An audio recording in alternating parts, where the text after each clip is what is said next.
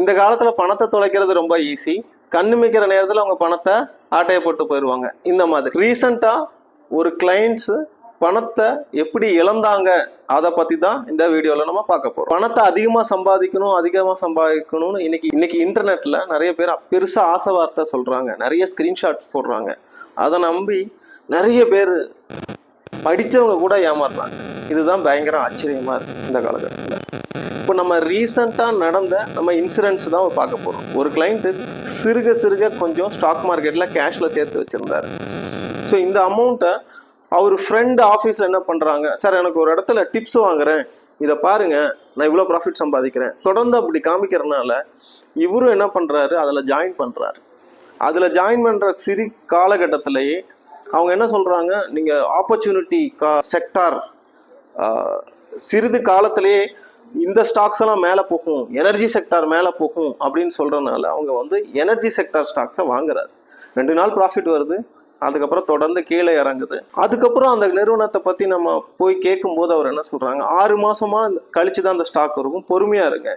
ஆனால் இந்த பணத்தை எடுக்கிறதுக்கு அவர் என்ன பண்ணுறாரு, தெரிஞ்சவங்ககிட்ட இருந்து காசு வாங்குறாரு, ஒரு இடத்துல லோன் எடுத்து வாங்குறாரு. 6 மாசம் வட்டி கட்டணும்.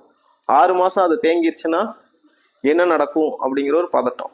ஸோ வேற ஏதாவது சோர்ஸ் மூலமா நம்ம சம்பாதிச்சு நம்ம வட்டி கட்டலாம் அப்படிங்கிறது மாதிரி ஃபேஸ்புக்கில் ஏதாவது பார்த்துட்டே இருக்காரு. ஃபேஸ்புக்கில் நிறைய ஃப்ரீ டிப்ஸ் கொடுக்குற இதை நிறைய பார்க்குறாரு. அதில் ஒரு நிறைய சேனல்ஸ் வருது. ஒரு சேனலில் என்ன சொல்கிறாங்க, எஃப்ஐஐ, நாங்கள் எஃப்ஐஐ ஸ்டாக் ரொம்ப கம்மி ரேட்டுக்கு வாங்கி தரோம், டைரெக்டாக அந்த கம்பெனி அப்ரோச் பண்ணுறோம், நாங்கள் எஃப்ஐஐ அக்கௌண்ட்ஸ் வச்சுருக்கோம் அப்படின்னு சொல்கிறாங்க. உடனே இவங்க நிறுவனத்தை போய் தொடர்பு கொள்றாரு. தொடர்பு கொள்ளும் போது யாருமே அவங்க ஃபோன் அட்டன் பண்றதில்ல. இங்க என்ன சொல்றாங்க, நாங்க வெறும் வாட்ஸ்அப் மூலமா தான் சர்வீஸ் கொடுக்குறோம் அப்படிங்கிறாங்க. ஸோ இந்த கிளைண்ட் சும்மா டெஸ்ட் பண்றதுக்காக வேண்டி ஒரு 50,000 ரூபா அந்த அவங்க குறிப்பிட்ட நம்பருக்கு அனுப்புறாரு.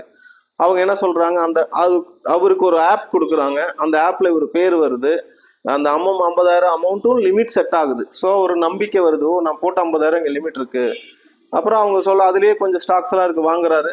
ஒரு 1000 ரூபா போய் டெஸ்ட் பண்றாரு, 1000 ரூபா போய் விட்ரா பண்றாரு. அவர் பேங்க் அக்கௌண்ட்டுக்கு வச்சார், நம்பகத்தன்மையா இருக்கு. அதுக்கப்புறம் அவங்களோட வாட்ஸ்அப் குரூப்ல என்ன இருக்கு, சார் சொன்னாரு நான் வாங்கினேன், எனக்கு 30,000 சொல்லிச்சு. அவங்க ஆட்களே அதுக்குள்ள நிறைய இருக்காங்க. நிறைய இருந்துட்டு சும்மா ஸ்கிரீன்ஷாட்ஸ் போட்டுட்டே இருக்காங்க. இந்த கிளைண்டோட ஆசை மேலும் பெருசாச்சு. திருப்பி ஒரு சில இடத்துல கடன் வாங்குறாரு, திருப்பி ஒரு 1 லட்சம் போடுறாரு உள்ள, திருப்பி 1 லட்சம் போட்டது அந்த 1 லட்சம் பெருசாகிற மாதிரி அந்த சாஃப்ட்வேர்ல காமிக்கிறாங்க. ஓ சூப்பர் அப்படின்னு சொல்லிட்டு திருப்பி மனைவியோட நகையெல்லாம் அடமானம் வைக்கிறாரு. வச்சுட்டு திருப்பி வேற ஒரு பர்சனல் லோன் போடுறாரு, திருப்பி பணத்தை உள்ள கொண்டு வர்றாரு. அதுக்கப்புறம் தெரியாம அது ஒரு ஐபிஓ இருக்கு, இதெல்லாம் வாங்குங்க, இது குரோ ஆகும் இந்த ஐபிஓ அப்படின்னு சொல்றதுனால இவர் திருப்பி இந்த ஐபிஓ தெரியாம கிளிக் பண்ணிடுறாரு. 20 லட்ச ரூபா வேணும் சார், நீங்க உங்களுக்கு அலாட் ஆயிடுச்சு அப்படிங்கிறாங்க. இல்லைன்னா நீங்க வச்சிருக்க அமௌண்ட்டும் போயிடும், இது நாள் வரைக்கும் ஒரு 4 லட்ச ரூபா வச்சிருப்பாரு, இந்த அமௌண்ட்டும் போயிடும், நீங்க 20 லட்ச ரூபா போகணும். ஆனா இவருக்கு என்ன செய்யறதுன்னு புரியல. வேலைக்கு தான் போறாரு, ஒரு குடும்பத்தை நடத்துற அளவுக்கு தான் வருமானம். இதுக்கு மேல பணம் என்ன பண்றாரு, திருப்பியும் ஒரு ஃப்ரெண்ட்ஸ் எல்லாம் போய் அப்ரோச் பண்றாரு, பணத்தை தேத்துறாரு. திருப்பி ஒரு 2 லட்ச ரூபா போடுறாரு. சார் எங்களால் ஒன்றும் ஹெல்ப் பண்ண முடியாது, நீங்க இன்னொரு 2 லட்ச ரூபா வேணும் அப்படிங்கிறாங்க. அப்போ ஒரு கொஞ்சமா போட்டு ஒரு 8 லட்ச ரூபா ஆயிடுச்சு. திருப்பி என்ன சொல்றாங்க, உங்களுக்கு நான் ஹெல்ப் பண்றேன் அப்படின்னு ஒரு லேடி வாட்ஸ்அப்ல அப்ரோச் பண்ணுது, எனக்கு இன்னொரு 50,000 ரூபா கொடுங்க, நீங்க 20 லட்ச ரூபா கொடுக்க வேண்டாம். இவருக்கு 8 லட்ச ரூபாய்க்கு மேல சோர்ஸ் கிடையாது, பணம் போடுறதுக்கு 8 லட்ச ரூபாய்க்கு மேல சோர்ஸ் கிடையாது. ரொம்ப வேதனையா மன உளைச்சலுக்கு ஆகுறாரு. மனைவிட்ட சொல்ல முடியாது, குழந்தைங்க கிட்ட சொல்ல முடியாது. என்னோட எதிர்காலம் என்ன ஆகுதுன்னு ஒரு கேள்விக்குறி ஆகுது. என் குழந்தைங்களுக்கு மேல் படிப்புக்கு எனக்கு காசு வேணும், இவ்வளோ கடன் வாங்கிட்டோமே ஒரு ஃபீலிங். ஒரு 5 நாள் சாப்பிடாம இருக்கிறாரு. அதுக்கப்புறம் தான் அவர் ஃப்ரெண்ட்ஸுக்கு சொல்றாரு. அதுக்கப்புறம் தான் தெரியுது அவரு ஏமாற்றப்பட்டோம் என்று தெரியுது.